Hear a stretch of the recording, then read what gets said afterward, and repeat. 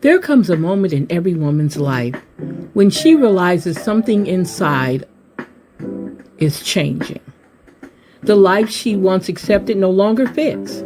The silence she once tolerated becomes too heavy. The dreams she once buried began to speak again. Across the world, women are questioning everything they were taught about who they are supposed to be. They are rebuilding, they are redefining, they are rising. Rooted in Rising Radio is where those conversations began. This is a space for truth, a space for courage, a space for women who are ready to reclaim their voice, their power, their purpose. Here we talk about healing, identity, business, faith, reinvention, and the real journey of becoming the woman you were always meant to be. If you're in a season of transformation, if you feel the pull toward something greater, if you know deep inside your spirit that you are meant not to play small, you are not alone. You are not behind. You are simply between seasons. Welcome to Rooted in Rising Radio, the sound of women rising.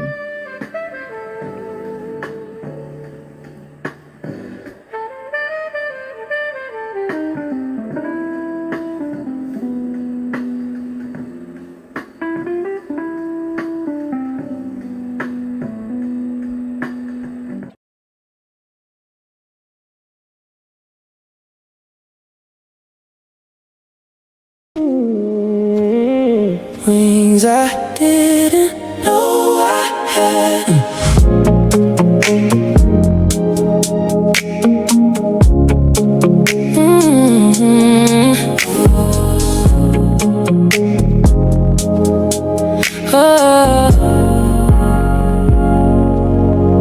I crawled through seasons where I didn't think I'd make it. Held on to hope even when I had to fake it. Life hit hard, tried to knock me off track, but I kept pushing back.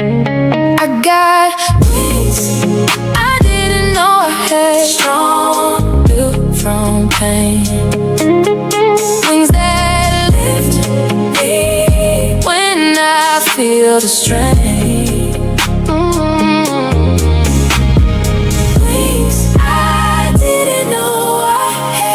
Again. I carried out like it was stitched into my skin. Let fear tell me I never win, but every time I stood up after falling apart, I grew another part. I got wings I didn't know I had, strong, built from pain.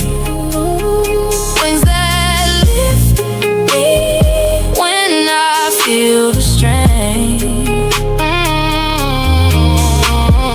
Wings I didn't know I had again.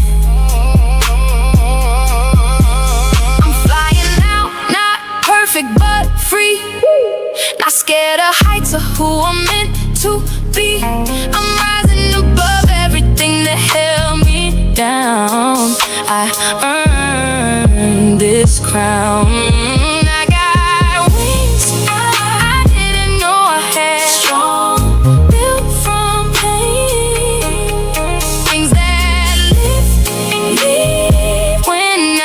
Feel the strain. Oh,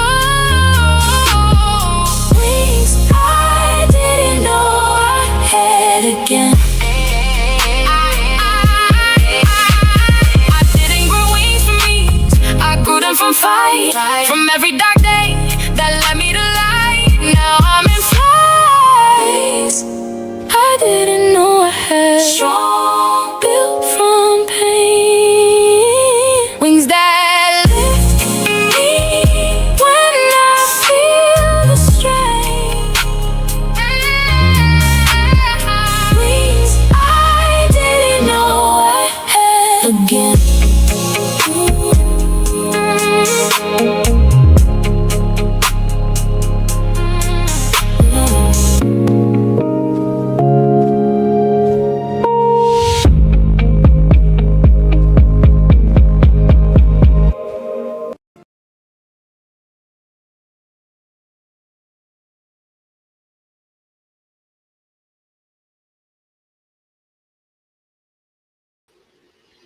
Good afternoon. Welcome to the Rooted and Rising Saturday afternoon show here on UCN, which is Universal Collective Network, and on our Salita B on YouTube. Thank you guys for hanging out with me today. Now, what we have been on a roll on a lot of things that we've been talking about. The topics to me have been I think I don't. I was having a conversation earlier with my son, and I was telling him, I my now hold up. Let me go back some. So I want to first and foremost tell you guys I do have a degree in business administration. One of the components of business administration is marketing. For some reason, I did good in marketing in school, but I do terrible marketing when it comes to my products, my businesses, whatever I'm doing. I'm terrible with marketing. I don't know why. I think, and what I've learned is marketing is one of the hardest things. Maybe we need to do something talking about, because when we start doing the business segment of this, definitely we're going to be talking about how we market stuff. My son has given me so many ins and outs and given me ways to work on marketing this show, everything that I do that entails that embodies what I'm my bigger picture here. And I wanted to get back to like some of the things that we did before. And it's so crazy. A lot of the things that I'm talking about, I did it before, but it was in a different capacity. Okay. Um, and so in the process of it being in a different capacity, I get I kind of get like, wait a minute, hold up, did I already do that? Can I do that? And I get a little fussy. I guess I get a little fussy about it sometimes because I want to make sure that I'm doing the right thing. So I always have to go back. I don't think of myself as a perfectionist because I'm far from that. I'm too unorganized to be a perfectionist. But I do want to make sure that what I'm presenting is presentable. And this is the whole reason behind one of the things I want to do. I want women to feel like they do have a place to talk about things, to see how things work out in their lives. So I want to have this as this platform for them, and for them to have a voice, to speak out, to talk, to do things, right? So I want this to be here. And I'm always going to be a teacher, first and foremost. I'm going to be always teaching something. So I'm not one of those, never have been a podcaster where I wasn't bringing information. Even with all my interviews, all the different radio platforms, whether it was terrestrial or online, it's always been about information, sharing information. And it's sad that a lot of people hadn't had the opportunity to know that about the extent of what I've done in, oh Lord, in over 20 something years of this is what I've always been doing, is giving information, interviewing people, interviewing experts, getting it out there to the people for free. I don't charge people for this information. And I'm not knocking anybody who does. I just don't with this, because if I found it and I can bring it out to you, it doesn't make any, and it was free for me to find it. It just takes research. That's all it does. It takes research. And a lot of people are not willing to do the research. We have to keep that in mind too. To get the information that I share on this show and many, many other shows that I've done. You guys have no idea how many people I've interviewed, how many authors, business owners, small business, minority business owners that I've interviewed in down through the years, hundreds of them. And it's not sitting here bragging about anything. I'm not bragging. I'm just letting you know that I have enough expertise hours, over 10,000 hours of information that I've shared, whether it was repeated information as far as me saying it over again, some information that I went back over. I literally have done this for a long time. I was thinking the other day, I was thinking about the first business in venture I took on and what was behind the business. We're going to kind of get off today. I'm not going to press you so much on preaching to you in a sense. I want to kind of give you some information. Maybe I should have done this from the get-go, kind of give you a little groundwork of who I am and what I've been doing. My very first business I ever done in my whole entire life, or created or established, it was called Handling Your Business. It was handling your business. It was like a slang on the word yo. So, and I spelled business different and I spelled handling different. I wanted to give it a different. And what it was, I was geared to African American women because I don't know anything else. And what I was doing is I was doing a series of programs that they can take on and create their own businesses, because it's called Handling Your Business. I created my very first journal. I created my very first planner. I did that, and that was, Lord, that was back in the day. That was back in 20, I think I wrote that book in 20, oh gosh. No, that's when I wrote the book. But I started Handling Your Business when I was on Black Planet. I don't know if you guys remember the Black Planet. Actually, I found out that they were still in existence. Matter of fact, there's a young lady right now. Her name is LaShondra Henry. I think that's her name. LaShonda Henry, that has a whole business. I met her um, on the Black Planet, and that's where I started doing all my stuff at. So that's how long it's been. Over close to 20 years that I have been pushing information out to African American women to encourage them, to motivate them, to be their cheerleader. Over 20 something years. Like I said, my first book was a journal, a yearly planner. Then I wrote a weekly planner. Then I created a journal to go with the planner. All of it says Handling Your Business. Then I wrote a book called How Does Your Garden Grow? So the book called How Does Your Garden Grow was also part of the Handling Your Business series. That's how long I've been doing this. um, I was so serious about creating an empire for Black women to be empowered and creating their own means of an income. And oh my God, how many businesses I've done. But I happenstance up on radio in communication. It wasn't something I was geared toward, but I found myself, it was where I was comfortable at. And so I started with Blog Talk Radio, which is online. It's no longer in existence. I was on that platform for over 15 years until they literally just went out of business not too long ago. I think last year, the year before last. That's how long I was on there. So, and then I went from internet to terrestrial radio. So I started that happenstance. I was doing ads and promos for my church at the time, the church I was going to. And they asked me to do that. So I did some voiceovers for them.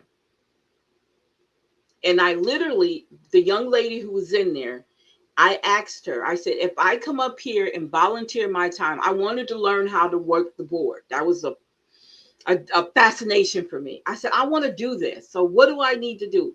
I said, so if I come up here and volunteer my time, will you teach me how to do that? And she literally taught me. And I know I am not a good student because I'm uncoordinated.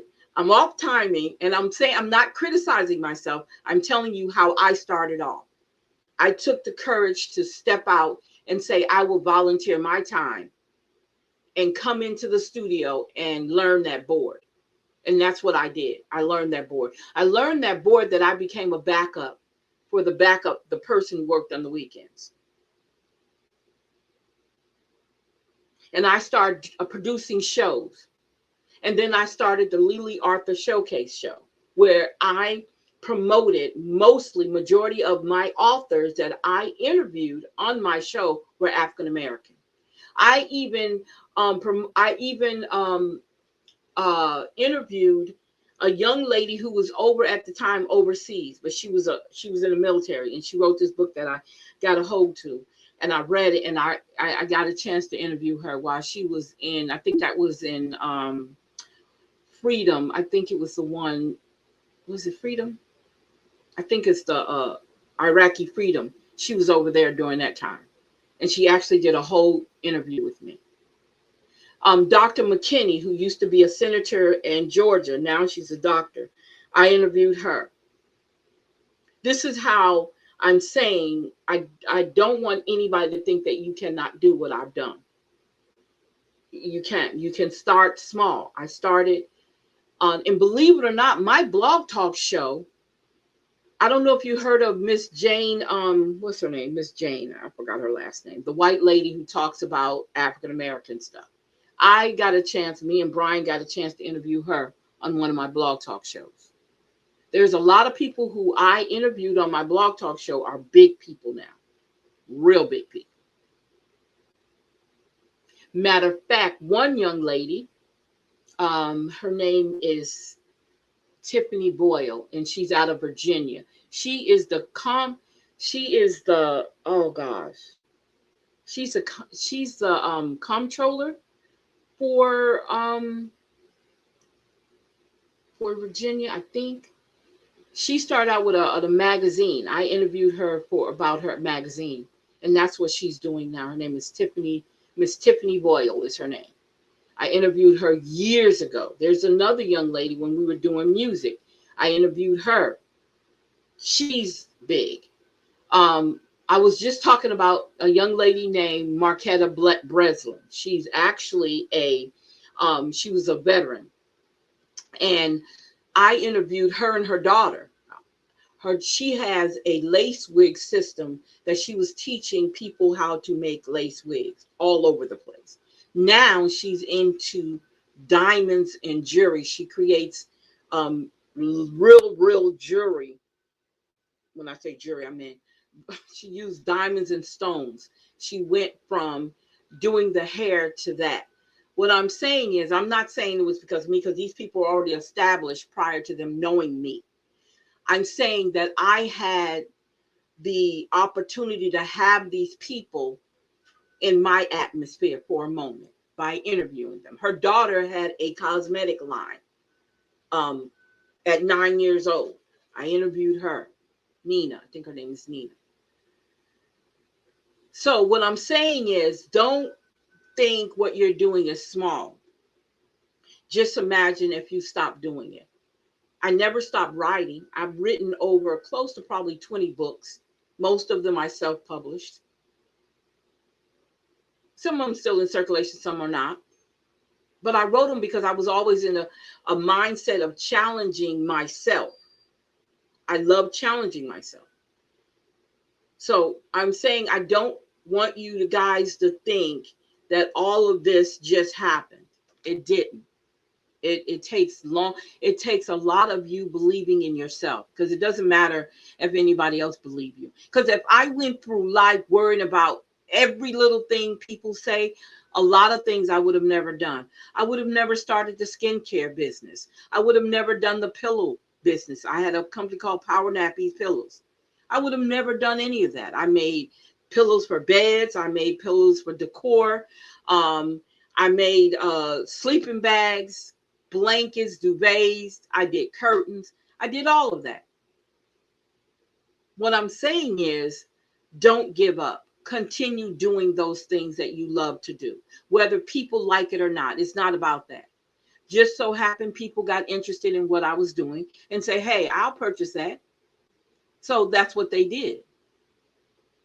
But I never did it to the point where it was something I loved doing. It was an ideal in my mind, and I just put it to paper, and then I created it. It goes with a book. When you create a book, it's something in your mind. You put it on paper. You keep working on it until you get it to where you get it. Now, another thing, I never really push. I talk about the Parish Files because it's my YouTube channel that I do my episodes, like on my unsolved crimes and mysteries and stuff on there. I did my very first one. Never thought I could do it. I always wanted to do it, but I never thought I could do it. I waited till this time in my life to literally sit down and actually put together a story. So when you go on YouTube, you see the Parish Files 2026. It only has one episode because I just did it. Okay. It's only been on for about maybe 2 months now. It's been out there. I'm working and I'm about to start working. I haven't started working. I got the ideal and I got some of it together, but I'm working on the second episode or second season. Not the second episode because the first season's already done. I'm going into the second season. And the second season is going to be a story about the disappearance of Ella Mae Moreau. That's the name of it. I never thought I would do that. But yes, I do it. And I'm terrible again with marketing. So what I'm saying is never give up on something you want to do. Never. I don't care what nobody say. I don't care nobody's opinion. It doesn't matter. Don't give up. If it's something you want to do, don't sit back and tell me you want to do it and don't do it. Because you're going to fail. I'm not going to say you're going to fail. Let me say, everything is not going to be perfect the way you want it to push, the way you want to push it. It's not going to work that way, you guys. It doesn't all the time. There are some lucky people out there that can do it. But if you're not that person, work at it. Keep beefing it. Keep messing with it. Keep making it. And just like with this show, talking to my son, giving me some tips, I'm kind of did the show a little bit different. I don't mind listening. I would be crazy not to listen to advice or suggestions from other people. How in the world do I not want to listen to people's suggestions when I'm always giving suggestions and advice and guidance? What sense does that make? I'm not going to close myself. I'm not arrogant. So I'm never going to close myself off from somebody giving me some tips to help improve what I do. That doesn't make any sense. We were sitting here earlier going through some of my subscriptions because all of this deals with what is going to give me the best results. And we sat down and we talked, and I know now that I'm gonna have to go through, take out some, cancel some, because if I'm not benefiting from them, there's no need for me to hold on to them. So what I'm saying is, always be prepared for yourself to listen, to make sure you're getting everything you can get. Because, it's so much information out there. It's so much information out there. You don't want to overload yourself, first and foremost, with the information. And I'm not trying to get you to do that, okay? I don't want you to feel like you have to, you have to have this, you have to have that. You don't have to do that. You pick what's going to work for you. If it don't work for you, don't get involved. Okay? If this is not where you want to be, then don't waste your time. Just don't. And if we learn that, then we know that we're not going to overload ourselves. Okay?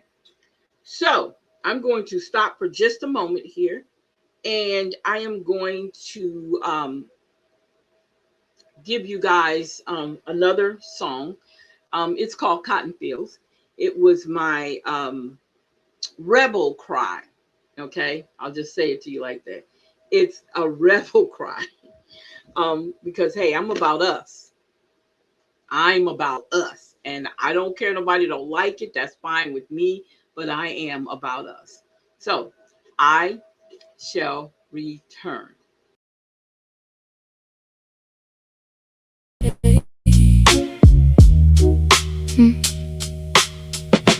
We know that road, we know that pain. Been in the sun, carried our names. Hands in the dirt, back broke down low. Stood they came for more, told us to go. But we learned to stand, learned to say enough.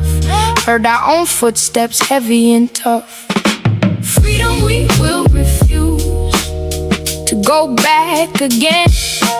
Freedom we will refuse, to bend for them. Freedom we will refuse, to the cotton field, never again. Freedom we will refuse, and our voice won't yield. Grandma kept prayer folded in cloth. Mama kept fire even when lost. We planted songs in the dead of night. Now they grow loud, now they rise upright. If they want our labor, they can hear our cry. If they want our silence, watch it run dry. Freedom we will refuse, to go back again. Freedom we will refuse, to bend for them. To the cotton fields, never again. Freedom we will refuse, and our voice won't yield. Oh, na na na na na na na. One chain at a time, we tore it apart. One child at a time, we lit up the dark. Hear that thunder now, under our feet. We are the answer, we will not repeat.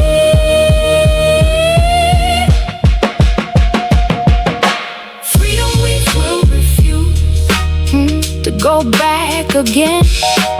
Freedom we will refuse, to bend for them. Freedom we will refuse, to the cotton fields, never again. Freedom we will refuse, and our voice won't yield.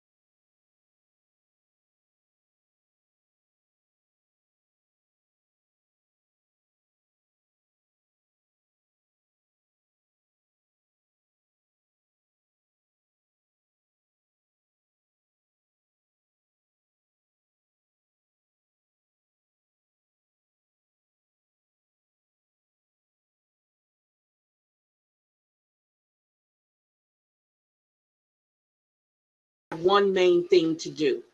Your talents could be, and see, when we don't tap into our talents, we don't know what we can do because we don't tap into them. We don't see what else.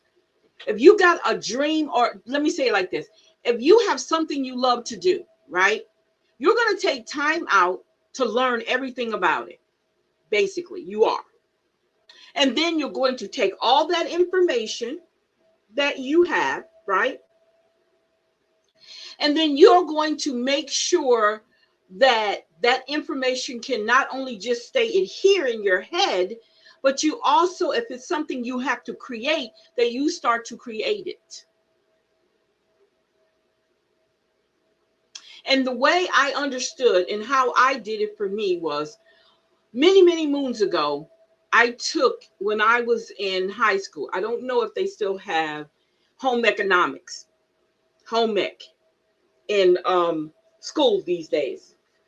But I took a home economics class to learn. Well, my mom sewed, but one of the classes that we took was to sewing. We did cooking and sewing. So one day, so we got an opportunity to make something, and we had to model it. So what I did was, my mom got me a shirt, and it matched. I had this coral color skirt I made, very easy pattern. but I made this cord, and we had to model our clothes. So I already knew I loved sewing back then, and that was got to be had to be the 6th or 7th grade that I took that class, and I learned how to. Well, I can't say I learned how to sew. I think at the time I wasn't really interested in sewing at home, but my mom sewed. My mom always sewed. She sewed our clothes and everything, but I didn't really take a big interest in it until school. So I start sewing. Can I sew now? Hell yeah. Can I make shit? Yeah, sure can.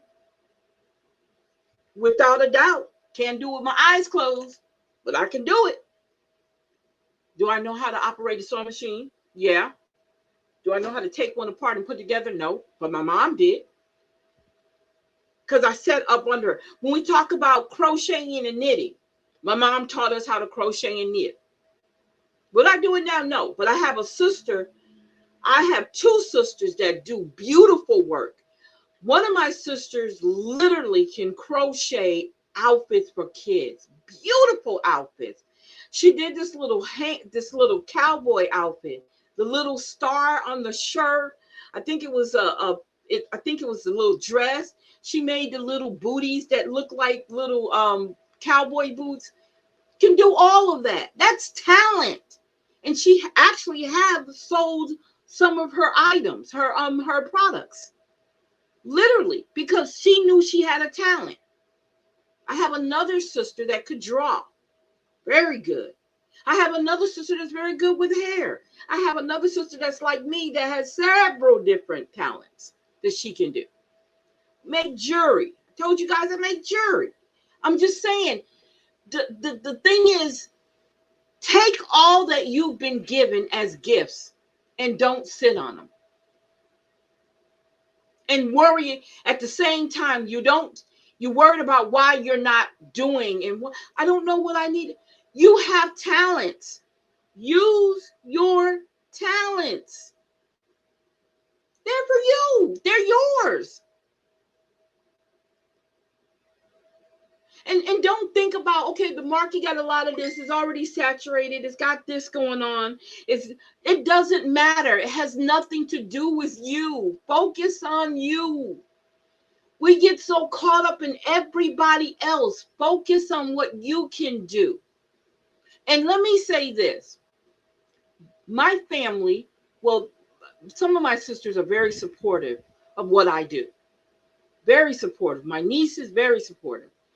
But I don't depend on just their support. You understand what I'm saying? You have to cast your net out. Majority of the time, lots of time, family don't want to support you. But I have great people that support what I do. But you know what? That's just a little part of it. You want to expand out, because just because your family know what you do, that doesn't mean that the rest of the world knows. Stop being afraid to step out. And let me say this. This is the reason why I'm encouraging you to use many of your talents. Let me tell you why I'm saying this.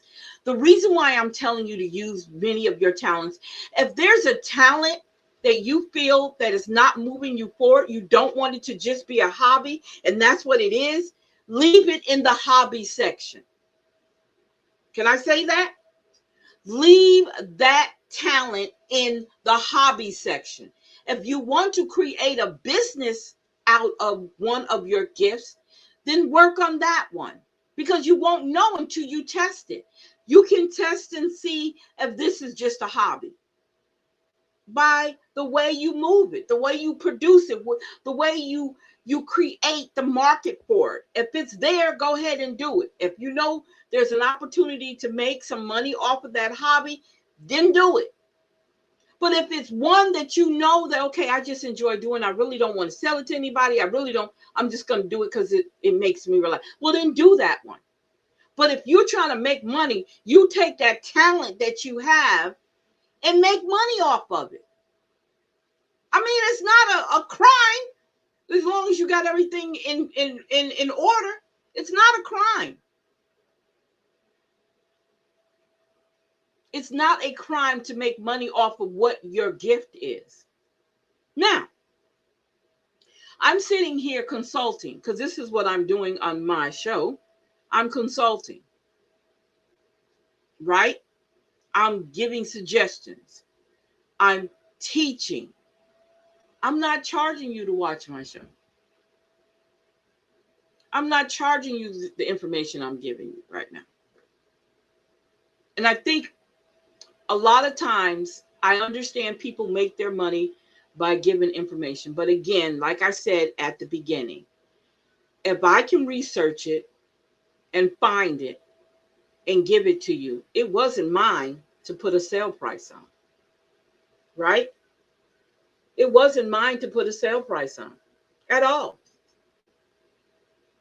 Because somebody else created this information. And I know in this world now, information is information, and people are taking other people's information and actually using it to better themselves or to advance in what they're already doing. I get that. But a lot of times I don't see it like that. I don't see that if it's information I find that if you would have looked a little bit harder, you could have found it too. Okay, let's just be honest. You could have found the same information I found, right? I'm not going to charge you for it.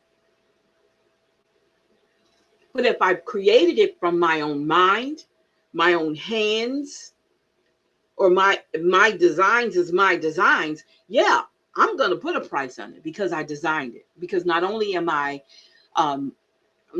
I said I'm a creator, I'm a designer. So those are mine, right? So if I'm using my mind and my ability, my creativity to make it, yeah, it's going to be a charge on it. I'm supposed to. But if it's information out there that I've gathered from somebody else and I'm giving it to you, that's a whole nother ball game. That's just like if I'm sitting here reviewing a book and I'm telling you about, I purchased the book because I was interested in the book and I'm sharing you some points out of the book. I'm not going to charge you for that. That's crazy. We're sitting here doing a book review and you're learning like I'm learning from a book. Right? Am I right? So why would I charge you for something that all I got to do is give you the book or tell you where you can find the book? I'm not going to charge you for that. But some people, people do their thing. They make their money the way that they do when you have people who actually want to buy it. For instance, on our classes, legacy liftoff classes that we do on Wednesdays and Saturdays at 7:30. We're on our very last book. We have done 5 books. Let me see, December, January, February, March, April, May, June, July, August. We'll be going into our 9th month. And in 9 months, we done gone through 5 ebook courses that I created. Some of them, if you go to youcan'tclipmywings.com, in the bookstore part, in the shop rituals side of my page, you go in there, some of my books are in there. Not all of them are in there, but I gave people a choice. You either come to the class, right, and get the book for free, or you can go on my website and pay for the book. Because everybody who has participated in my course, they literally got these books for free. But if you go on my website, you have to pay for them. Because I created them. I created them. So yes, they're going to have a charge on them. Yes, they're going to have a price on them. And majority of my subject matter is geared to women of color. That's who I am, and that's who I'm familiar with. We deal with trauma differently. We deal with life differently. We see life in a different mindset than other people. Even though there's a lot of things that we have in common as women, but there's a lot of things we don't, because everybody processes traumas differently. Okay? Lots of people, when I say people, let me say women, they process trauma differently. So because of that, I can relate to those. Other than that, I can't. So that's why I make sure I let everyone know that my whole process and everything I do is geared toward women of color, African American women. It's not me being prejudiced, because I can't be racist. I don't have the power or the money to be racist. And I can't create and or make anybody's system their way of living. I can't mess with their economics. I can't mess with that. So I can't be racist. But if you feel like I'm being discriminatory, that's on you. That's your opinion. I'm not. I just believe in my people. Just like everybody else believes in their people, I believe in my people. And I'm definitely going to always hold the Black woman dearly to my heart, because that's who I am. That's who I recognize as. That's who my mom raised me as. That's who I came out the womb as, an African American baby girl.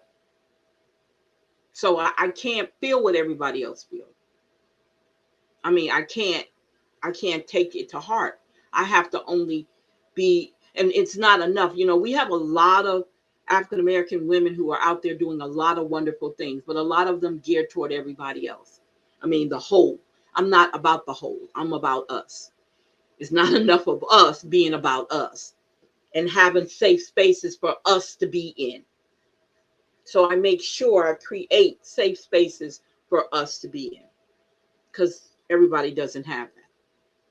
And everybody doesn't offer that. Everybody wants to make us so inclusive with everybody, and I'm going to say, me, on a personal basis, I don't believe in being inclusive to everybody. I don't. I think a lot of things can be hashed out and worked out on our own without everybody else involved, and everybody in our we have no privacy. We have no safe spaces as African American women. And we need that. And I always offer that to anybody who engages with me. I offer them that space, if nothing else. You don't have to agree with me. You don't have to talk to me, in a sense. When I say that, I mean, get your conversation out. I'm just saying, I want this to be a safe space. Every space that I created, on here, on my Legacy Liftoff series, wherever you see me at, on YouTube, wherever I'm at, I try to make sure I have. Okay. Thank you, Miss Battles. Um, I just saw that. I apologize. I wasn't ignoring you. I just saw it. Um, I want to definitely understand, we need a safe space. We need a safe space to speak and talk about our situations. And you guys have no idea, our Legacy Liftoff series that we started, you guys have no idea the difference in when we started to where the young ladies are now. It is miraculously a change in their perception of things. And just because it was, and let me tell you something. When I started the Legacy Liftoff, that was literally a pilot program that I started. I put it together in my head. I created it. I'm saying it because it is. And I said, I had already created a lot of ebooks. I said, I can start my class. Yes, we don't. That's right. I started my class where I could use my books. There's no need for me to create something that I already have. So I started with my books, and that's where it went from. And 9 months later, we're on our last book, and we're on our last season for the Legacy Liftoff. We should be finishing up this in this month. Matter of fact, we have a class tonight at 7:30. And all of my ebook courses are geared to women of color. You you can go on my page, and you can go into, I think, on my shop ritual page, you'll see everything is African American, because I'm about my people. You can't see my fists up, but I'm about my people. I'm about my women. even the ones who are misguided or misled, even the ones who don't understand how important they are. I'm about them. Now, I have people who don't like me. That's fine. I cannot worry about that because I'm not here to be liked. I'm here to leave some light, Light, in somebody. That's what I'm here for. That's all. I can't sit here and break down this and break down this for everyone. No, I'm just telling you this. I am a person where I don't look for people to like me. I don't care. When I was younger and didn't understand who I was, yeah, I was a people pleaser. I told you guys that many times on this show. I was a people pleaser to the end, to the, how they say that, to the umpteenth. Always looking for people's approval and validation in everything I did. Did I do this right? Do you really like this? No, I don't do that anymore because I don't care if you don't like me. I don't. It's not going to stop me from being able to get a message out, to share information, whether you take it or not. It's going to be out there. You can go back on all my YouTube channels and you'll see. If you go back to Ask Lita B on YouTube, you'll see all the shows I've done. Talking the way I'm talking right now. Information.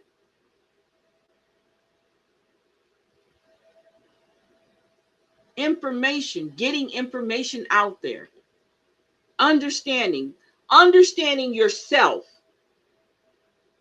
And I have to tell people all the time, I'm not a therapist. I am not a licensed therapist. I am a certified empowerment coach. I am that. I am certified to do what I do. I don't play with education. I'm trying to itch not to get another one. I don't need any more.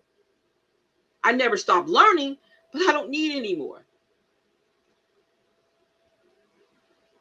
And a lot of things I do, I don't do it, oh, I'm going to make a business out of this. No, lots of things I do because it's knowledge that I know I need. I talk to a lot of people. I don't have to be online talking to people. I don't have to be on a video talking to people. I talk to people who call me and we have long, drawn out conversations. And I'm learning from them as well as they learning from me. And lots of times, if you're talking to the right people, you're going to talk to people who you see yourself. You see yourself in that person. So you you can actually be able to understand that person. We talk about active listening on our last, it's a running joke in the class about active listening. Not only here to just to hear or here to respond, they're listening so that if there's a question, once the person stops speaking, you can ask that question. Write it down.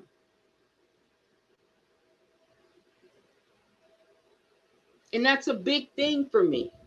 My son was asking me about, he says, you don't play music in the background while you're talking. He says, you notice, I said, yeah, I noticed you do that on one of his shows he does, right? I said, that's irritating to me. He's like, what?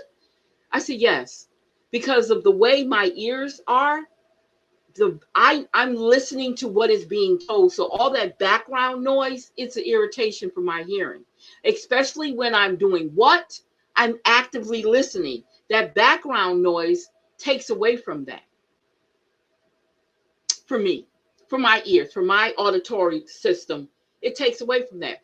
I need to hear everything you're saying. So if I have a question and I don't understand something, I can ask you. I'm not asking you to rebut what you're saying. I'm not asking you to disagree. I'm not asking you to debate. I'm asking you because I want to learn from you. So on a lot of things people do, they do the background noise. I can't do background noise. I can't do the music in the background. I need to hear everything. And I don't want to miss anything, especially if you're talking something very important. I want to hear it. I want to make sure I'm hearing everything you're saying. So I don't do background noises. You won't hear it on here. I I won't say I don't do background noises, because sometimes you're in places where you can't avoid it. But if I'm in control of the noise in the background, then I want to be. Now, right now you might hear a buzzing sound. That's because I'm perimenopause and I got to have my fan on. And you probably hear it through all my videos, because I have a fan that sits right in front of me in my face, because I got to have it there. That's just how it is, right? So we're going to take a small break and we'll be back, you guys.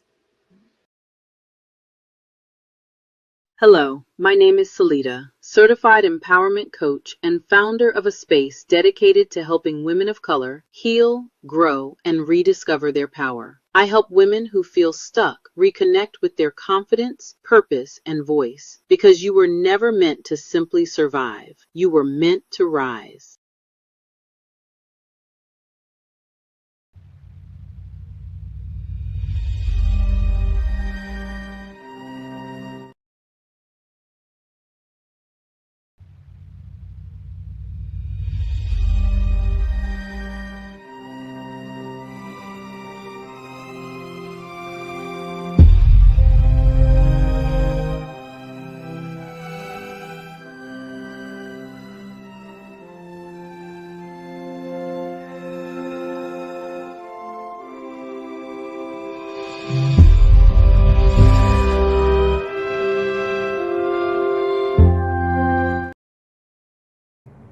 The Vita One collection is a symbol of empowerment, luxury, your journey, your story, your dreams and aspirations.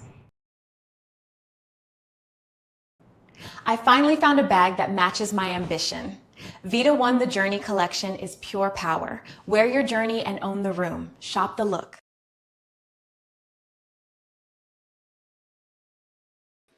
Okay. As you can see, that is our new line of handbags. My handbags are not just handbags. They all have a purpose.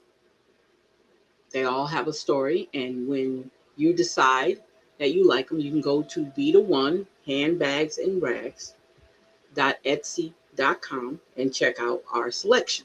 Just put that there. We're definitely going to be on the show doing some more videos on that too. But I also want to, and like I told you guys, we're going to have a session also talking a conversation about business, starting businesses. Since I've started businesses, it's been a long time. Things have changed, and I'm really trying to catch up with the things that. Hey, Pumpkin. Hey, Latasha. Hey there, sweetie. I'm really, really, really learning again, because it's been so many years since I've done this, that things are changing constantly. And that's another thing you have to keep in mind when you're flowing through this atmosphere we're on, is that things are changing constantly. And what we used to do might not be productive now. So you have to always be ready to do a change. So it's way overdue for me to do a whole session on business. It's been a minute. And I think I got to get back to that. So we will be definitely doing some episodes, probably more than one episode, talking about business and branding and all that, marketing and all that. We're going to be definitely getting into those sessions. I think we definitely overdue for that, because this is a time. And if you noticed how the atmosphere has changed for us as women, we have been able to create more businesses than most right now, because of the way the economy has downturned on us. When you think about the 600,000 women who have lost their jobs, a lot of them went into consulting businesses. Let me say that again. Went into consulting. They took all their expertise, right, and built their own businesses with it. That's what they did. They created their own businesses with all of their expertise that they have accumulated. It's not just their degrees, it's the work, the experiences that they've had. And they've turned it into the ways to make money. And when I say make money, I mean creating an income for themselves, creating a revenue for themselves just by all of their expertise. And I love encouraging women when they ask me, when they talk to me about that. What is it that you think you're good at? What is it that you think you're willing to sacrifice your time for? And it's all right to learn a new trade or a new I don't want to say job. Gosh, it's a word I want to use. Can't remember what the word is. But it's all right to learn that, because then sometimes you have to learn something new. But if you have something that you already love to do, all you have to do is learn more about it. Enhance what you already know. That's all you have to do. And then if you want to build it into a business, build it into a business. I'll tell you what, one place you definitely can go and look for information, SBA.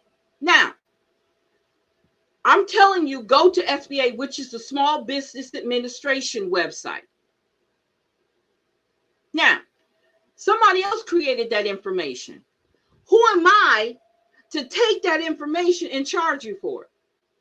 And let me tell you what I did on one of my shows, episode after episode. I went literally through the whole website on one of my shows I did. That's when I was doing the You Are Loved show. On at the time it was an Apple. Oh gosh, what is the name of it? I think some of my shows are on Spotify right now. It's called You Are Loved. And I did a whole series from that website. That's not my information. That was information already on there. I even went over to the IRS. IRS has a whole series that you can do. And I literally went through page by page, website through website, how to create your business, the EIN number, all the things you need. I broke it all the way down on those shows. That's what I did. That's not information. That's not my information. So I can't sell it to you. And I did it for free. I didn't charge anybody. Nobody monetized my shows. I did that because that's information that's out there. All you had to do was go to your computer and pull it up. And if you don't have a computer at home, you have a local library that you can go and use the computer. See, I don't make excuses. I don't make excuses for things that are going to advance me. I'm not going to make any excuses, period. But I'm not going to make excuses about something that I know can make me a better person. I'm not going to, oh, well, I can't do this. And no, I can't do that. I don't have a trend. I don't have this. You got all those. Then don't ask me for my advice, because my advice is going to tell you to get up and move around. That's what my advice is going to tell you. My suggestion is going to get up, move around, go do this. You can do that. We make all kinds of excuses, and sometimes you ain't even got to leave your house. That little thing that you hold in your hand, or that big thing, whatever size you got, that phone, you can do everything on this phone nowadays. So there's really no excuse. You can even print, you can even fax from their phone. So there's no excuse. So I don't do excuses very well. I'll listen to them, but I don't do them very well, especially when you're at the point in your life where you're asking to be empowered. You can't do that. You can't sit up and ask for people to suggest and help you, but yet and still you ain't making no moves. You just talking. You ain't doing nothing. You're talking. You're dreaming. And I guess it's all right to put your dream out loud. There's nothing wrong with that. But you have to come to a point where you're going to put some action behind it. If I would have never put action behind all the things that I do now, I would never do all the things I do now. I don't want you guys to take this as me bragging. I'm far from bragging. Hell no, I'm not bragging. Ain't no sense to brag. I'm just telling you that I had to go through something in order to be where I'm at. I had to test the waters in order for me to be where I'm at. I had to mess up in order to be where where I'm at. I have to say, you know what? I failed at that in order for me to be where I'm at. I have to complete it because there's things in my life I did not complete before I can tell you about it. I had to do something about that situation in order for it to become an experience for me or something that I can go back and talk about. Yes. Yes. So what I'm saying to you guys, talk is good, but if you don't have no action, don't waste my time. If you're saying I just need to talk, tell me you need to talk. Because I'm a type person where I'll give advice just automatically. And I have to stop doing that because everybody doesn't want my advice. And I have to understand that. But you have to tell me, okay, I just want to talk. Okay, let's talk. But when you talk about business and talking about changing, I'm going to want to give you some suggestions. I am. That's just a natural thing I do. If you say, okay, I want to start a pie bit, like for instance, let me give you a perfect example. So someone talked to me about making cakes and pies at home. And do they need a license and all that? So you know what I direct them to? It's a thing called the Louisiana Cottage Law, because I'm in Louisiana. Go look up that law. How do you think I know about that law? You know why I know about that law? Because I've been dealing with different businesses all the time. So if I have a little bit of knowledge of a variety of different businesses, one of them is that, making stuff at home. I know that you can create candies. I know you can create pickling, seasonings and stuff like that. I know you can create donuts. You can have a donut business as long as you are not putting frosting on that donut. That's how simple it is. If you're giving them, say that, okay, I want to sell donuts. You can sell donuts legally without a license because it falls up under the cottage law. When it becomes a problem where you have to get certifications is when you put frosting on that donut. Did you hear what I just said? That's as simple it is. Just with cakes, you can make as many cakes as you want to, as long as you do not frost that cake and then sell it to somebody without being certified, having a food handler certification, cooking it in a certified kitchen. Why would I know all this? Why would I know all this? I know this simply because I researched it. Any type, you can make candies and sell candies. Spices you can sell. There are a lot of different things that you can sell cookies, as long as they don't require you physically putting frosting on it or any type of covering on it, any type of flavored covering on it. Similar to frosting, whipped cream, nothing. If you buy the separate frosting in packages and give that to them so they can do it, it's fine. You can sell that with the donut. I'm using a donut.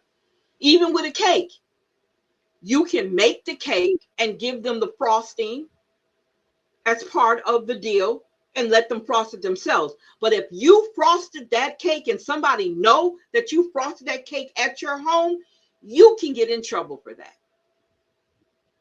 And there's so many people out there that skates the law. That's on you. I wouldn't do it. I wouldn't do it for many reasons. Because I don't want to lose my reputation, first of all, and I don't want to lose my license and all my certifications. Why would you do that? Why would you put them in jeopardy?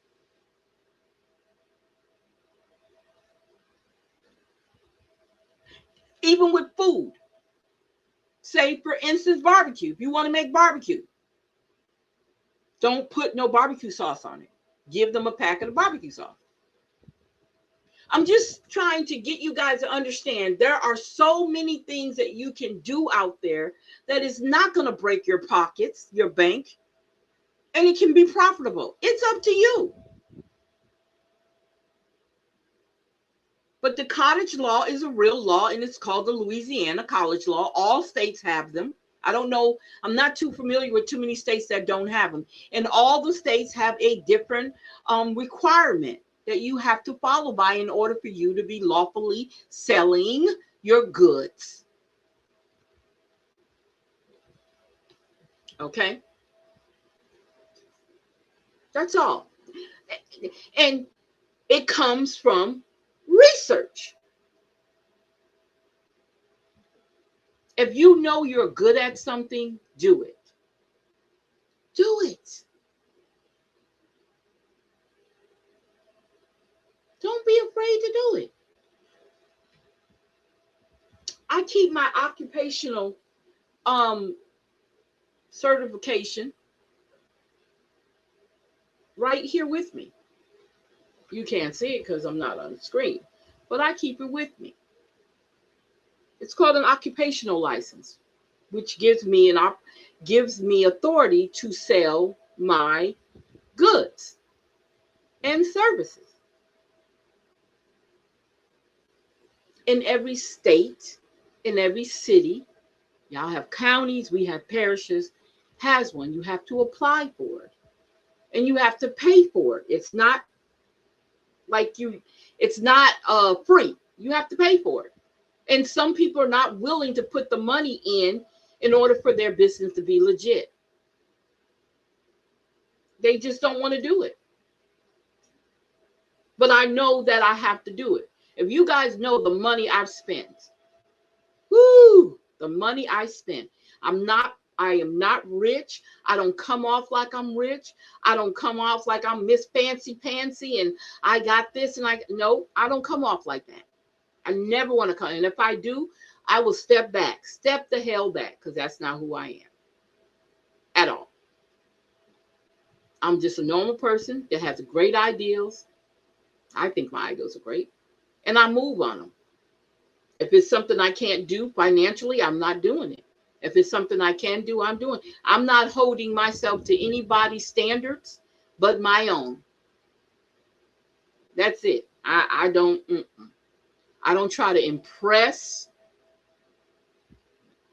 I ain't got time for that no more. Back in the day when I was younger, I probably would have did it, went out of the way, gotten dead, do that.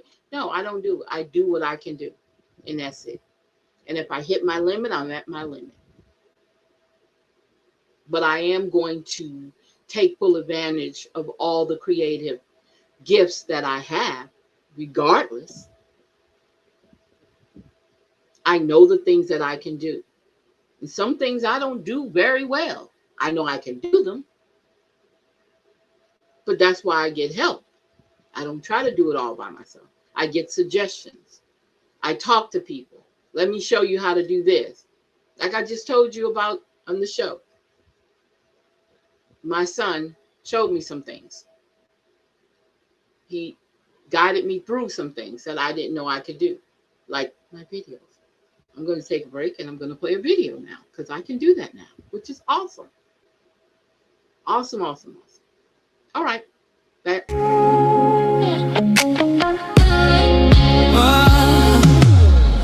Are we really gonna do this? You laugh, then you bite your lip. Have a drink on the table, have a promise we never said. My jacket on your shoulders, your head pressed into my chest. You say, I don't need a label, but your fingers won't let go yet. You trace circles on my head, like you're signing something big. Every line says maybe, but your eyes say this is it. Are we really gonna do this? This thing called love. Jump first, heart racing, hope it's deep enough. Are we really gonna name it? Say it out loud. This thing called love, cold love. Are we really gonna do this now?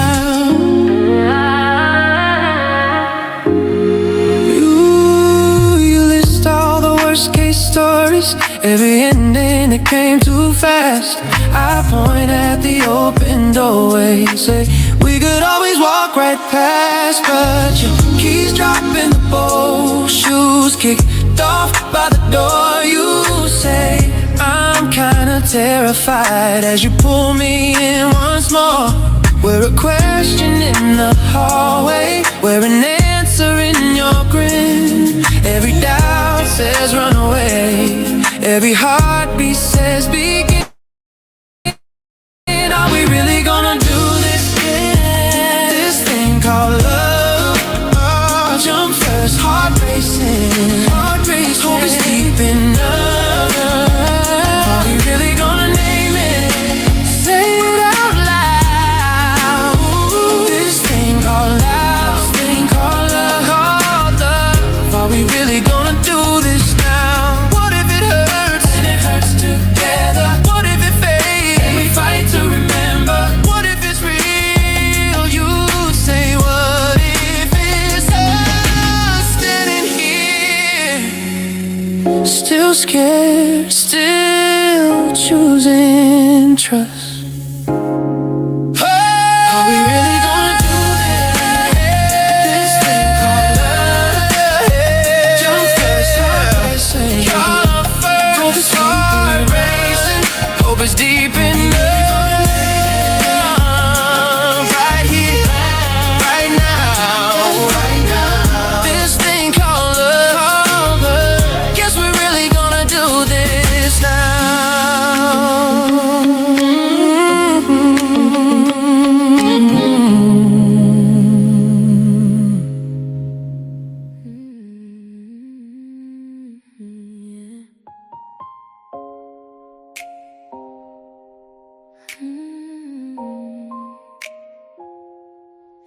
Hurt don't mean I'm broken.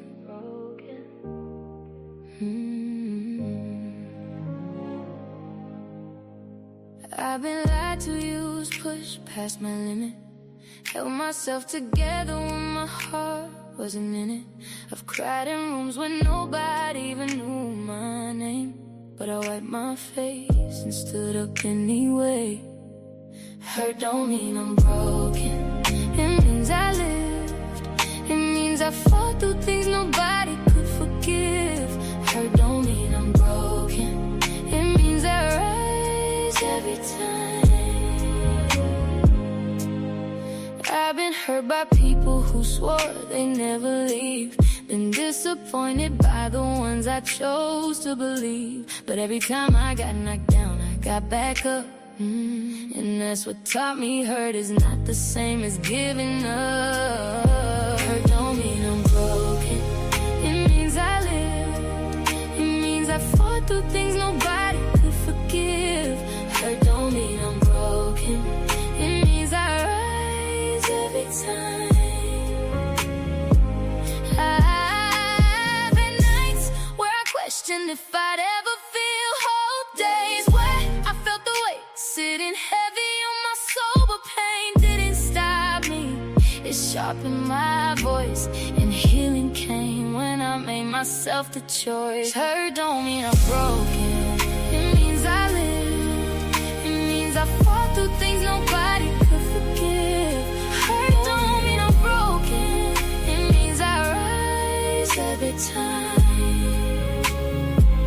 Now when I look at my reflection, I see strength, not shame. I see a woman who survived everything that came. Hurt didn't break me, it built me from the inside out. And now I walk with a different kind of cloud. Hurt don't mean I'm broken. It means I lived.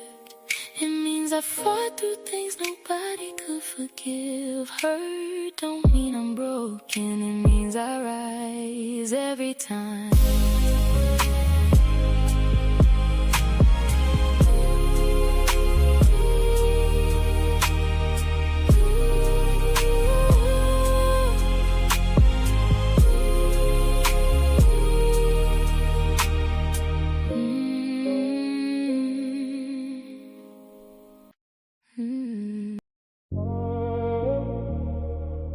Rise from the rubble,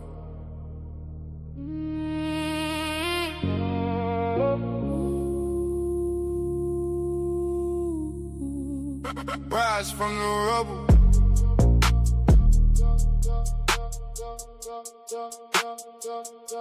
They tried to break me down and leave me where I fell. Told me I never rise from the damage they could tell. But I built myself back up from every piece they left, and turned every loss into strength. I rise from the rubble, louder than the fall.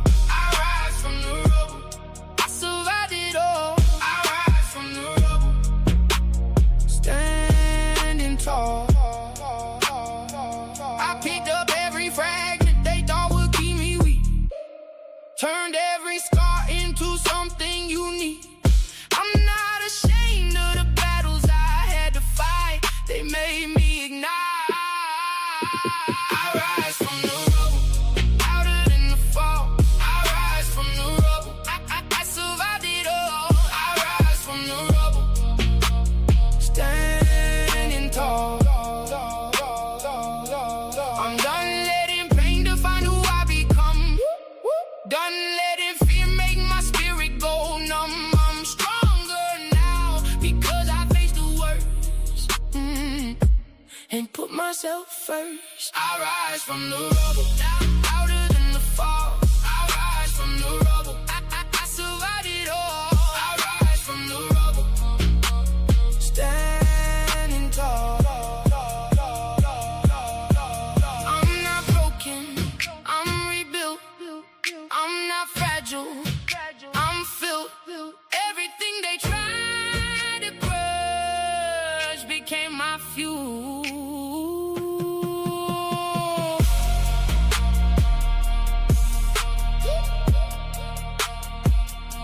I rise from the rubble, louder than the fall. I rise from the rubble, I survived it all. I rise from the rubble, standing tall.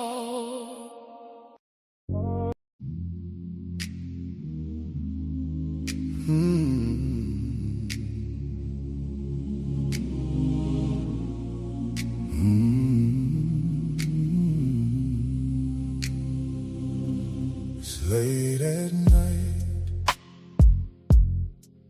my body's staring at the wall.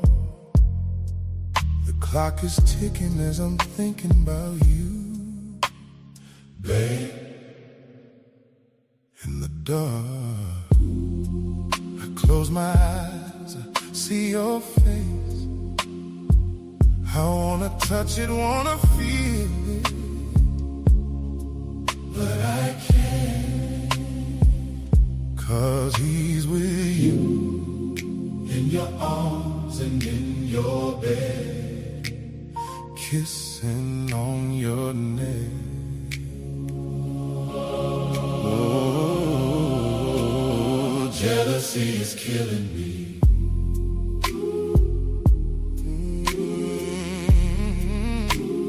Jealousy is killing me. Jealousy is killing me. Jealousy is killing me.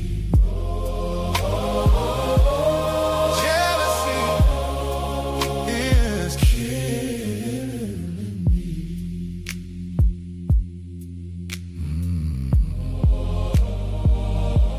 It's late at night.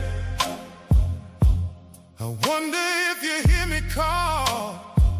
I wanna tell you that I need you.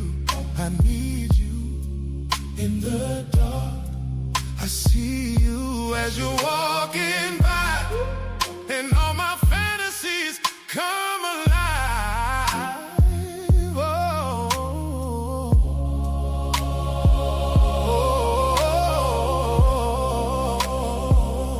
But he's with you, in your arms and in your bed, kissing on your neck.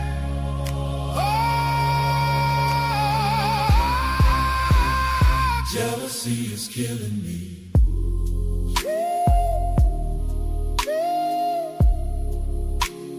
Jealousy is killing me.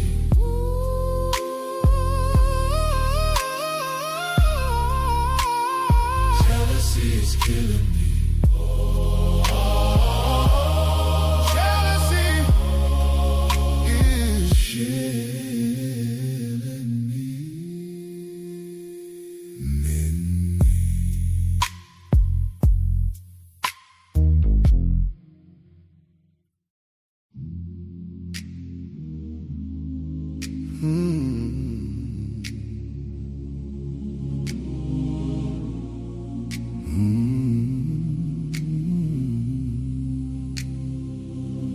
It's late at night, my body's staring at the wall. The clock is ticking as I'm thinking about you, babe. In the dark, I close my eyes, I see your face. I wanna touch it, wanna feel it, but I can't, 'cause he's with you.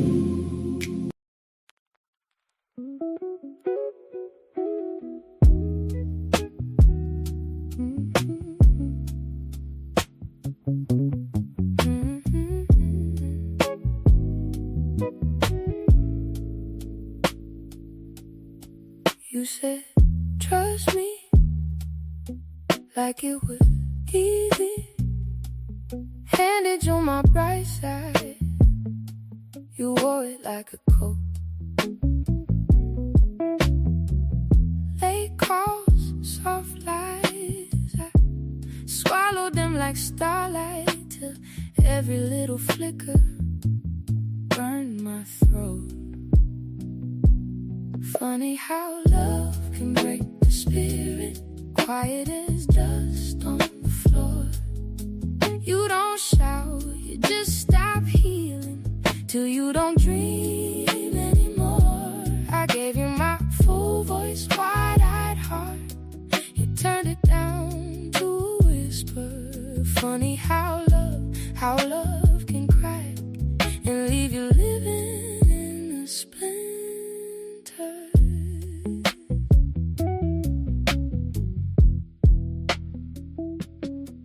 We had plans folded in a glove box, names for kids you never meant to me. I learned your moves like second languages, forgot my own voice just to keep the peace. Funny how love can break the spirit, quiet as dust on the floor. You don't shout, you just stop healing, till you don't dream anymore. I gave you my full voice, wide-eyed heart, you turned it down to a whisper. Funny how love can crack and leave you living in the splinters.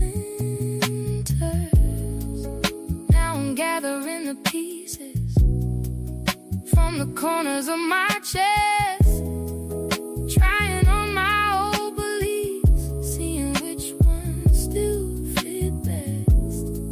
If loving you meant losing me, I learned to love the ache. Some things only been so far before they finally break. Funny how love can break a spirit, quiet as dust on the floor.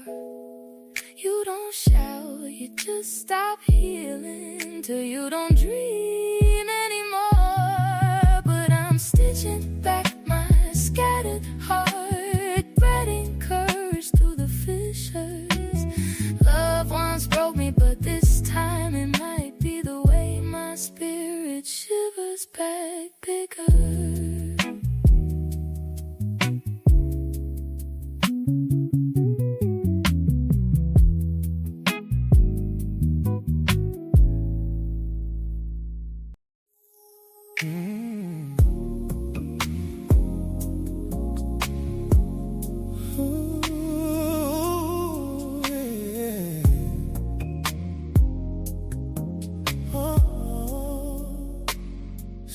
that you were better than her. Told you I was waiting to see. Thought you were a nightmare to win. Baby, I was starting to think that I had a problem, and you were the cause of why I feel like I've been losing my mind. I don't need a warning to tell me the morning is better when you're out of my life. Your things are at the door. Your things are at the door. Your things are at the door. Your things are at the door. Your things are at the door. Your things are at the door. Your things are at the door. Your things are at the door.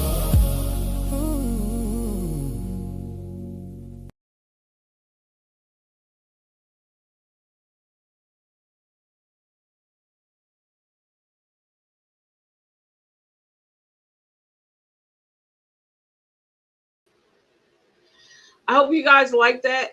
Some of these, I play these songs all the time. I just don't push them as much as I should. We have a new label coming up, and it's called Soul Shift. So some of those songs come from there, a mixture of all my songs together. So I just found out that some of the times if I don't put my little avatar up here, that you guys don't know I'm speaking. I come off of mute and I don't put it up there, and it's like, well, no, you weren't speaking. Okay, I didn't know that. At the first part of the show, too, I don't know if you guys heard the first part of my show.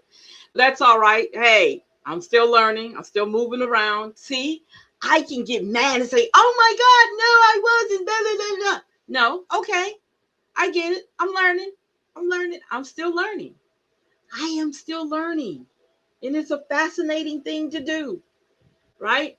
So, as I was saying, in the first portion of the show, because it's already 3:28, I'm gonna try to do a 3-hour show on here with the radio.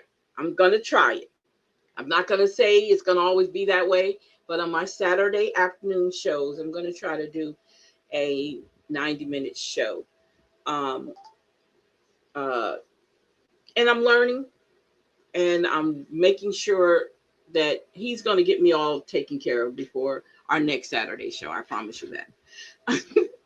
And then within the 2 hours after I finish this show, I'll be prepared, 2 hours and a half, to do our Legacy Liftoff show, where we're talking about a lot of great things. The new ebook, it is fascinating. I love what I do with my ladies. I love it.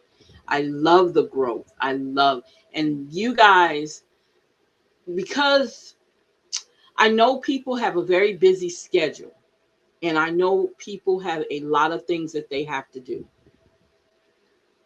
And I know that they can find other ways of learning and doing things. I get that. But I think my particular learning is that I want you, it's not me telling you guys everything, it's you guys sharing. That's where the community comes in at. Like-minded situations, the sharing, the ideal that you're in a safe space to share. And that's what's important, to you being able to look at yourself, visualize who you are now and where you're going. Okay. Changing doesn't have to be a massive change, but the little changes that you make in your life is so important. It changes everything, you guys. It can change the aspects of your life that needs to be changed. With our group, we're doing a 10-minute a week moment, a retreat, a sort of like a retreat, where for 10 minutes they spend that time with themselves. They don't do anything else. They don't interfere. They don't do nothing. They don't be interrupted, just for 10 minutes, and get them to spend that time with themselves. And the results are wonderful. I ask them for the results if they want to give it. If they don't, I'm fine with that, as long as they're doing it, as long as they're doing They're recruit. So in a month's time, they have 40 minutes that they've spent with themselves that they would not necessarily spend those 40 minutes with themselves because they live very busy lives, right? And then if you want to increase it to 15 minutes, like I usually do a 10 or 15-minute meditation every morning. I try to make it every morning. So just imagine you change that 10 to 15 and you're doing that 15 minutes per week. I'm not saying doing it every day. I'm saying doing it a week, per week. And then use your journals to write down what you find. How did that make you feel? My problem is with my 10 minutes, after I do a deep meditation, I go to sleep. So that tells me, I think, I'm just saying, this is my opinion, that I need rest. Why would I need to go to sleep after a good meditation? But I do. I literally go to sleep. And when I wake up, I was like, oh, golly, did I go to sleep? I went to sleep on my meditation. Crazy, right? After I did the meditation, I fall asleep. So that means that I might have a lot of stuff on my mind. That could be, the reason why I'm falling asleep. I don't know. But yeah. Or that I'm probably sleep deprived too, right? But I just want you guys to, this is what we do in our class. And we don't share everything with everybody because everybody doesn't need to know. It's not, this is why it's called a safe space. This is why it's very particular who comes in these classes, because I want the young ladies in the class to understand that this is their space, and that if they have something that they really want to share with the group, they are able to share with the group, right? They don't have to share everything. We don't share everything. A lot of things that we talk about is basically from what we've read in our books, and we give examples. I ask questions and everybody gives their example if they want to. I don't force people to, because people have to want to talk. You can't force them to talk. You can ask the question and they can decide whether or not they want to talk. So my thing is, the reason why I'm saying this, hold up.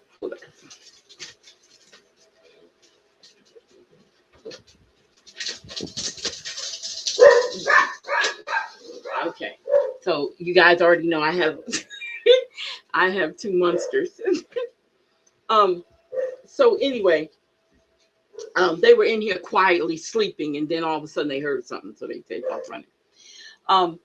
But what I try to make sure that they feel comfortable in the class. And a lot of you guys have missed out on some real good information that was shared. And I'm not talking about personal information. I'm talking about from the books.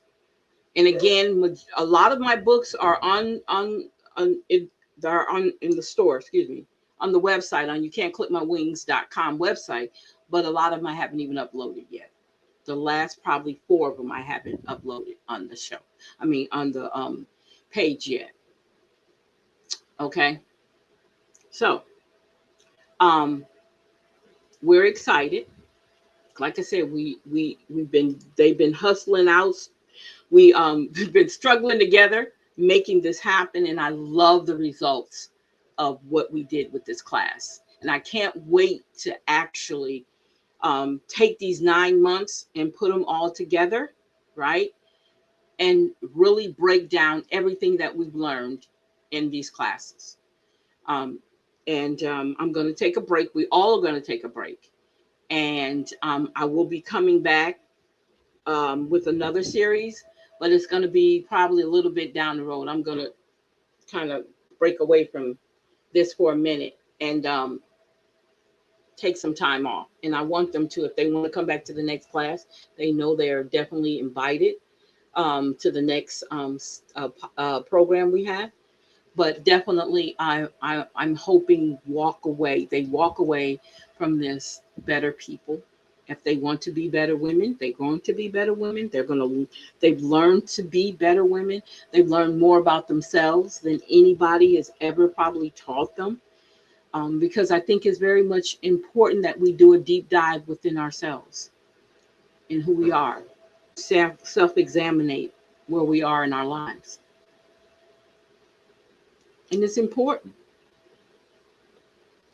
And lots of times people don't want to hear a lot of things that needs to be said. And people, we are in lots of times we're in denial of some things. And that could definitely hinder our growth because we're in denial. Some women, some of us have a hard time of seeing ourselves in a better position. When I say, I'm not talking about jobs, I'm talking about a better position as a person. Sometimes that's hard. Why? I don't know. And it depends on the circumstances, right? It depends on where they're at in their lives. And sometimes we struggle with seeing the better part of ourselves because you know what? No one has ever come to them and say, hey, you're better than that. And I can see that in you. We don't get that as grown women. We're taught to survive every damn thing we do. We're not taught to enjoy. We have to make ourselves enjoy life. But what we do is we survive life, right? We do more surviving than we do living. And that's a problem. That's a major problem with Black women. Black women nowadays mentally and emotionally are declining. We don't want to talk about that either. We don't want to talk about that either. We are mentally, emotionally declining because we're so used to trying to always keep things together, make everybody else happy, being caregivers, doing the whole everything for everybody else. And inside, we're screaming. And when we do let the scream outside, it makes us sound like we have to fight you for the attention we need. We have to fight you to say, I need a break. We got to fight you to not to say, I'm fine, because you're not fine. Black women, this is why this is why it's so important Black women understand. You guys deserve good things. You deserve respect. You deserve time off without having to feel like you have to be validated to get it. You deserve all these things. You shouldn't have to kick and scream to get attention.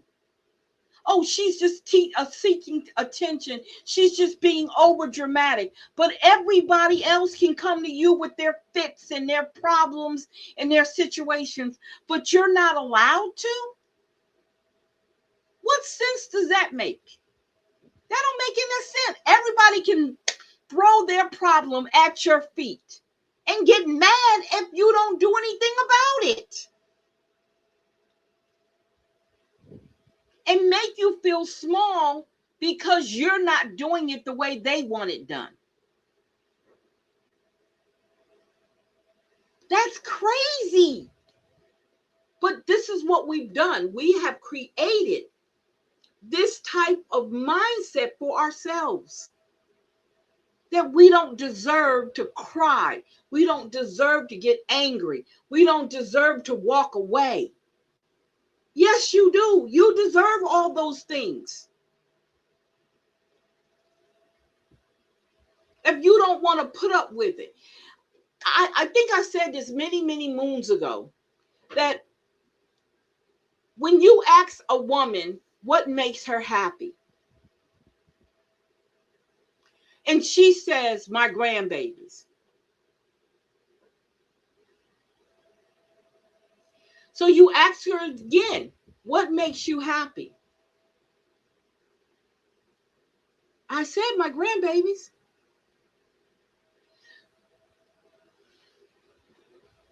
So before the grandbabies, were you happy? They'll pause. and really think about it. So how would you answer that? Before the grandbabies, you were upset, you were sad, you were depressed before the grandbabies?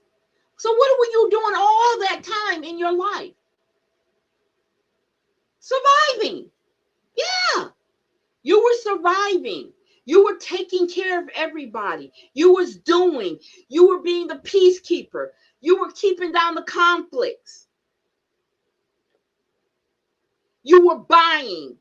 You were driving, taking people places, taking this, doing this. She'll do it. Just put her there.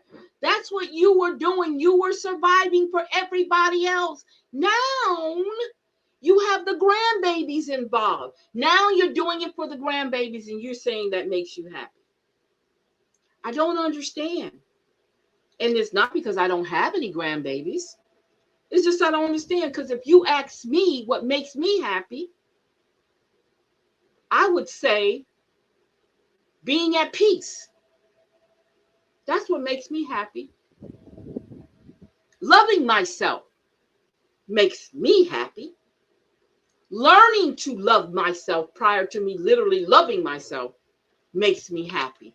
Understanding who I am makes me happy. Realizing that I'm not this probably terrible person you might think I am.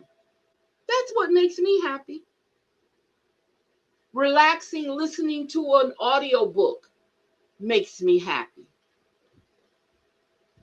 Writing in my journal.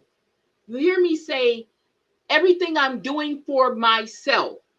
Not taking care of kids, not changing diapers, not going to the store for somebody, but me. That's what makes me happy. A lot of us don't say that because we don't understand what our own happiness is. That's why taking care of my dog, walking my dog makes me happy. Everything don't have nothing to do with you, but it does. Something you're doing for something else. A dog, cat, horse, man, cow. Everything is everybody else. It's not something you're doing for yourself. I said, what makes you happy? You tell me about somebody else. That's what makes you happy. So you're not happy to be you? That's my concept. You're not happy to be you? You ashamed of you? That's a simple question. What makes you happy? Washing my car. That's you taking care of the car. That's not you taking care of you. That's you taking care of the car. Make it make sense. Because I wouldn't think of that being something directed to me. Well, I like to take food to the homeless. That's what makes me happy. Okay, so that's you putting on your caretaker hat and going to take care of the community. That's what makes you happy. But what makes you really happy? Again, it's something you're doing for someone else. It's not you. Everything that you named, you're doing for someone else. I love doing for other people. I do. I'm glad I'm able to do that when I do it. But it's not what always makes me happy. What makes me happy is being at peace with myself and enjoying me. And a lot of people can't do that. And I get that. I get that because you might not have understood or come to that place where you can do that. Right? You might have been so busy in your life. You're doing for everybody else. You're looking for validation. You're doing all these different things that you're doing for everybody else, but you're not doing anything for yourself. One ultimate thing that you can do for yourself and happy doing it is resting. I'm not saying sleep. I'm saying resting. I'm saying rest your mind, rest your body. Because when you're drained, When your cup is empty, there's nobody. Your grandbabies can't fill that cup. Your daughters, your husband, your kid, your sons, nobody can fill that cup but you. So you walk around with an empty cup, being happy for everybody else but you. Doesn't make any sense. Making sure everybody else happy but you. And you're exhausted. You're mentally, emotionally exhausted. But you smile and you keep going. You get up, you go to work. When you get home, there's still stuff for you to do. Laundry, kids, baths, homework. Going to make sure mom and dad is good if they're up in age where they can't take care of themselves. Maybe you're taking care of not only your mom and dad, you might be taking care of your husband's mom and dad. Just imagine. So you cannot tell me all of that makes you happy. It sounds exhausting just talking about it. I'm just saying. It just sounds exhausting. Making sure everybody got their appointments, making sure there's gas in the car so you can get everybody around for the week, make sure lunch is paid for or that you made lunch for everybody, including the honey. Dinner, let's not talk about dinner. Cooking dinner after a long day, you really don't know what you were going to cook. Actually, you didn't have it on your mind to cook. But you realize, oh gosh, I got to cook. Do y'all know just what I just said was so exhausting for me just to talk about it? But it's so good I can go to a place where I can rest because it's exhausting on the outside. It's not exhausting on the inside for me because I know I have a space I can go and rest and just rest my mind. When you do try to go lay down, you close the door, the kids are doing the homework, or, they're doing something preoccupied. You just want to just lay down just for a moment. Then Pop opens the door. And somebody comes in and jumps on the bed and ruin everything. But you're happy. No, you're not, sweetie. You tell anybody you want that. You're not happy. You're just pretending. You wear this mask all the time. You constantly wear this mask. I'm just saying. It's up to you to stop wearing the mask and be yourself and know how to say no and say, I can't do it at this moment. I don't have time to do it. I have to do something else. I'm not doing it at all. I don't have to give you no excuse why I don't do it. I don't need to have to give you a reason or a rhyme why I don't want to do it. I just don't want to do it. Period. I don't want to drive you anywhere. I don't want to go to any events with you right now. I'm resting. We are so afraid to say that. We feel so guilty. We feel so out of place because we're so used to being wide open for everybody. Our doors don't never close. It's a 24-hour open like a store. Just come on in, call me any hours of the night, whatever. Just come on in. No time to yourself. But my grandkids make me happy. I just want to know what was you doing prior to the grandkids. Because the grandkids ain't been produced but maybe less than 10 years ago. So what was you doing prior to that? How was you being happy before the grandchildren? That's my question. How happy was you before the grandchildren? How happy you were before the kids? How happy you were before you got married? What made you happy back then? And maybe it's something that you would like to revisit that you were doing that made you happy. Could you revisit that situation, that thing? Could you? Just a question. I'm just asking.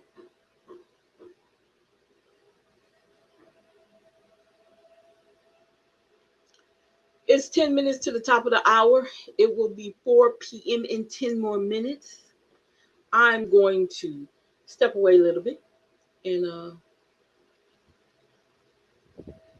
play you guys some more music from our soul shift. Okay. Freedom tastes like rain.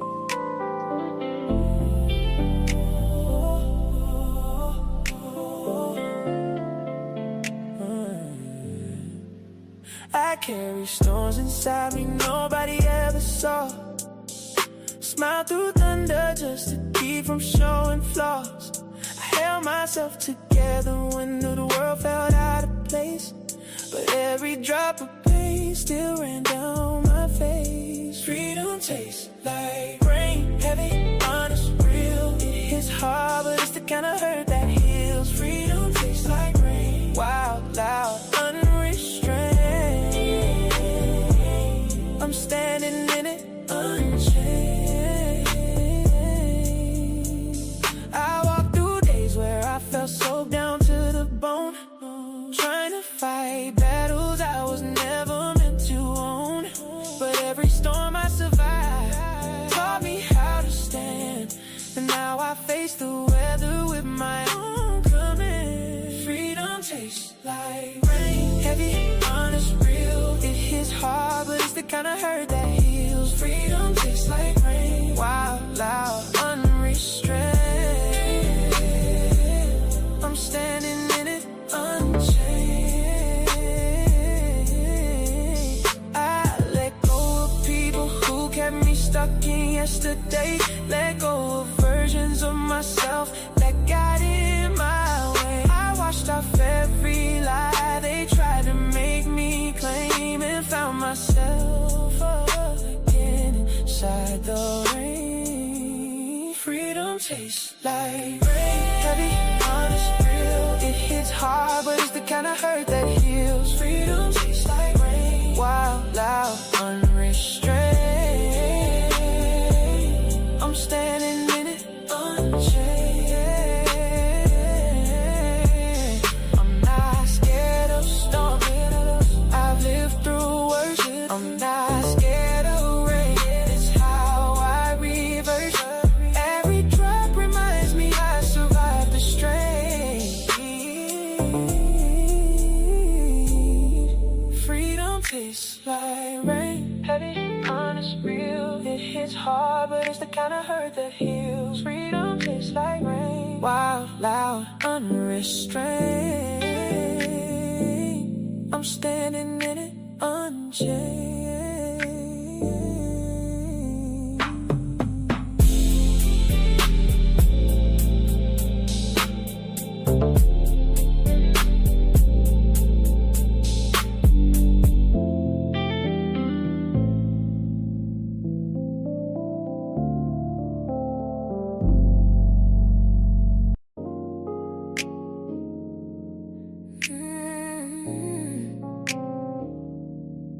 Midnight discovery.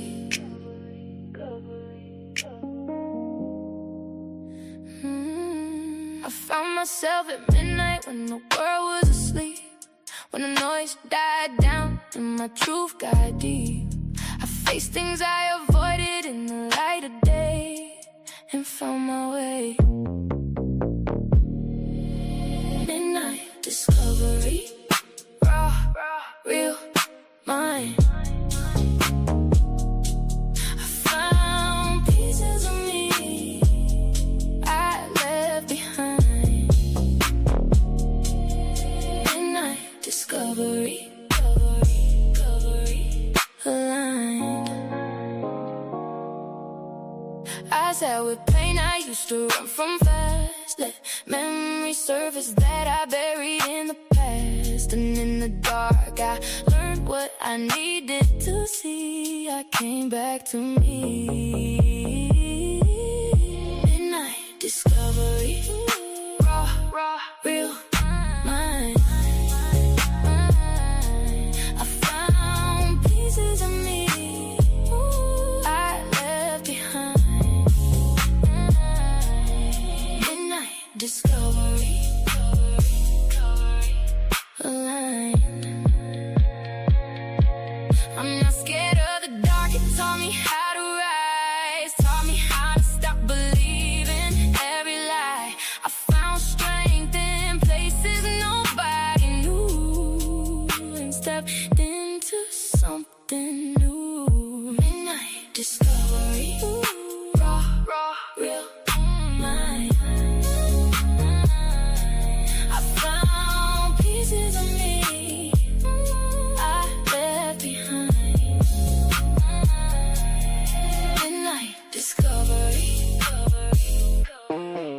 Align. The dark didn't break me, it revealed me. Didn't silence me, it healed me. Now I see me, yeah. Midnight discovery, raw, real, mine. I found pieces of me I left behind. Midnight discovery, align.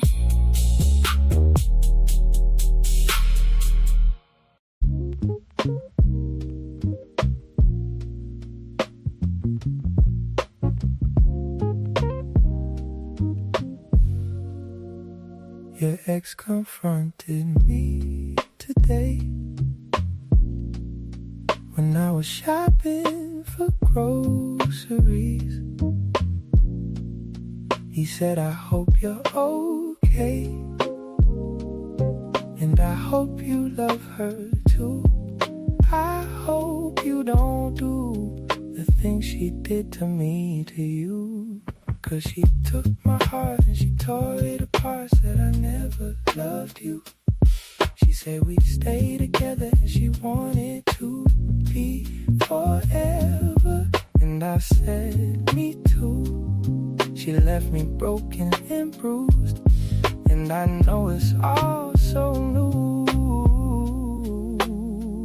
But baby, trust me, the feeling won't be true.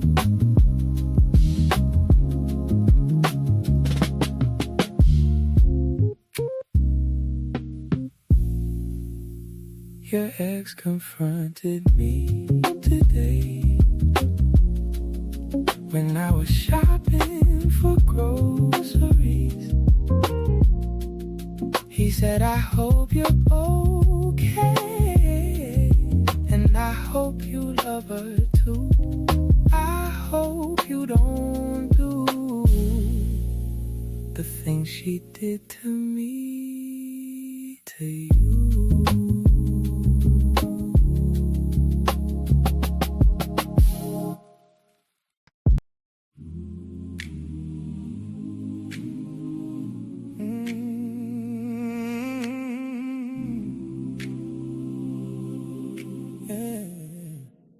You almost got me caught up. Lip gloss on my backseat, laughing at a name on my phone. Like you didn't just text me last week. You said you can trust me, baby. Eyes bright, but your story bent. Had me halfway writing you alibis for things you never even did confess. She almost got me caught up. Heart in the crossfire, head in the hands. Had me losing my cool, my logic, trading my peace for the touch of her plans. She almost got me caught up, right on the edge of wrecking my home. But I saw the game when she slipped up, and now she's scrolling my page alone. Yeah. You left hair ties in my car, wrong shade to be heard, you knew. Calling me at 2 a.m. while she's asleep in the next room. You said, oh, why you always distant? While you're pressing on my bruise, yeah. Had me practicing explanations for a crime you wanted me to choose. She almost got me caught up, heart in the crossfire, head in her hands. Had me losing my cool, my logic, trading my peace for the touch of her plan.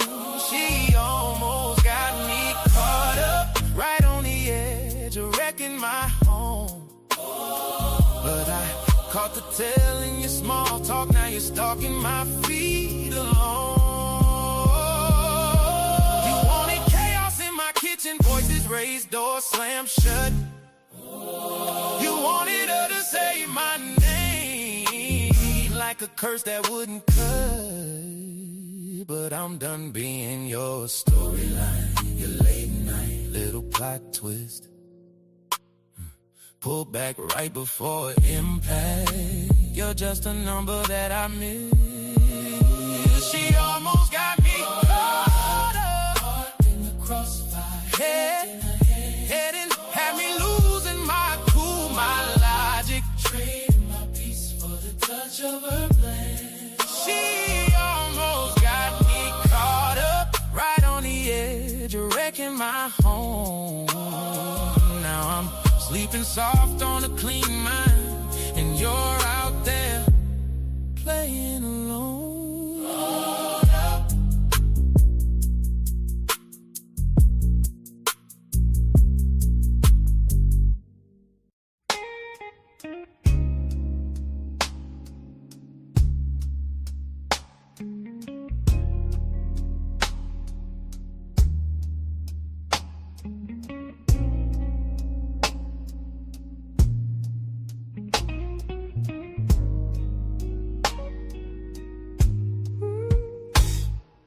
I watched you from the window, from the shadows,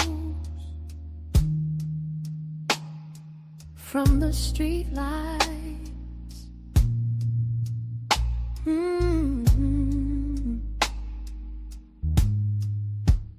And I knew then that I needed you, that I loved you,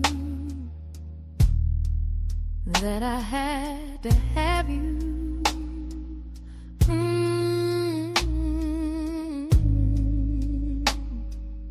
No one else is gonna love you like I do. No one else is gonna love you like I do. No one else is gonna love you like I do. No one else is gonna love you.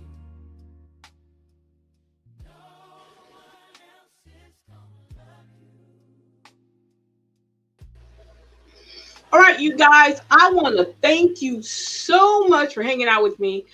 I thought this could be, I think I'm going to stick to 2 hours because it would take a lot for me to do it. I would have to do a whole nother hour. I have to work on trying to program it where we will have another whole hour, talk about something different.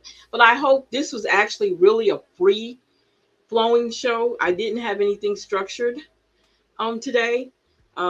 Because I'm testing some things out, always testing some things out, trying to make a better show. I want to thank each and every one of you guys who hung out, who actually listened. Thank you for UCN. Thank you for my YouTube at Salita B. Thank you for everybody who came in and listened to see what I'm over here doing. I'm always doing something. You should know that by now. Matter of fact, I don't think I was putting you guys, I don't think Rooted and Rising Radio was on UCN. But it was a great idea, and I think I'm going to start running it on there during this time. I try to make sure I'm on here every Saturday at 2 p.m. To do this, because sometimes I'm out of town or I'm busy doing something else, but I'm going to make sure at least I should show up, if nothing else, and probably pre-record a couple of my episodes and make sure that it comes on around that time. But in the meantime, between time, I want to thank you guys for hanging out with me. You guys have a great rest of the day. It is 5 after the hour. You guys have a great evening and afternoon, that is, because it's still afternoon. And thank you again. Bye-bye.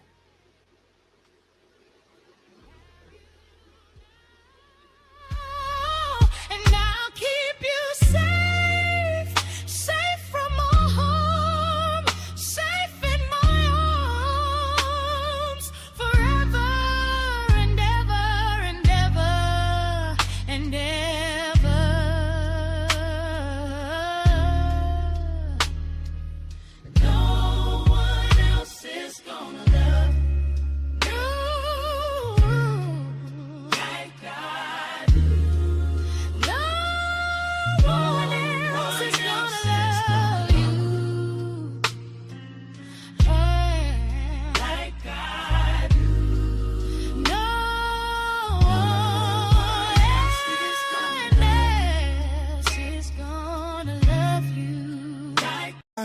say you're tired,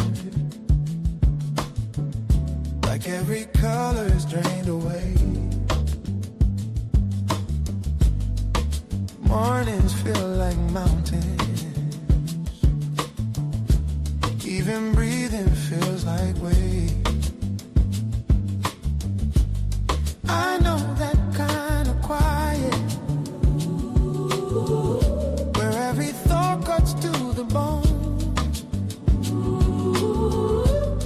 But you are not your worst days. You're more than what your head has shown. You have so much to live for, more than you can see tonight. There are laughs you haven't laughed yet, hands you haven't held that tight. You have so much to live for, even if you can't believe. So when you feel like letting go, lean on me and stay and breathe. There's coffee with a stranger who might turn into a friend. A song you write at midnight that you'll never want to end. A road you haven't driven, where the rain lets down its guard. A day you'll finally tell yourself, I made it this far. That's hard. You have so much to live for, more than you can see tonight. There are laughs you haven't laughed yet, hands you haven't held that tight. You have so much to live for, even if you can't believe. So when you feel like letting go, lean on me and stay and breathe. You don't have to be the strongest, you just have to stay one more day. We can sit here in the silence till the dark gets bored and fades away. You have so much to live for, more than you can feel right now. There are tears that turn to smiling. You'll get through this storm somehow. You have so much to live for, even if you can't believe.